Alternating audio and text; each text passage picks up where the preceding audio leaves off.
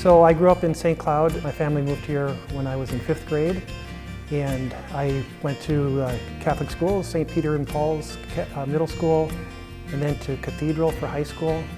Played football, not very well, played basketball, even worse, and was involved in student council, that kind of thing. I've had kind of a varied career. After college, I went to Japan, and I was an English teacher for a couple of years. I came back to the United States and went to graduate school, and then I went back to Japan as a reporter. I worked for Bloomberg News, and then for the Associated Press, and ended my career in Japan with the New York Times. After that, I went to law school and ended up back in St. Cloud, kind of running the family business. Farmers and Merchants I think this year is 117 years, if I'm not mistaken. The bank was started in 1908. My family's owned it for about 35 years, starting with my father. I took over from him about 16 or 17 years ago.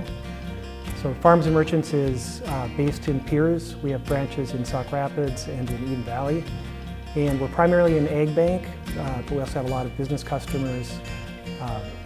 Small family farms are probably our bread and butter customers.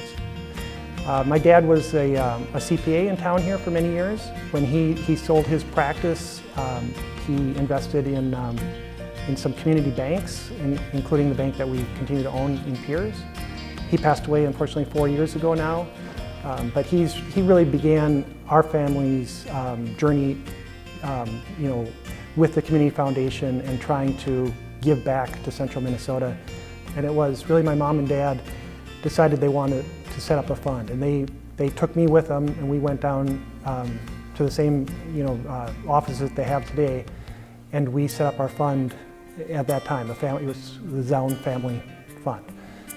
We make donations into that fund, and when we make the donation, we've given that money away. So at that time, for tax purposes, that's a gift. One advantage to doing it that way is that we can take our time thinking about how much we want to give during the year, and get that done aside from, at a separate time from when we're thinking about how those funds will ultimately be used. But as I've gotten to know the Community Foundation over the years, I've realized that, it's far more than just that convenience factor. It's a group that gives a lot back to Central Minnesota, and that's, I think, the most important thing for us, why we've wanted to stay with the Community Foundation and to continue to work with them. We want to make sure that when we're giving, that we're first of all giving back to the community that helped us succeed in business, helped us succeed as a family.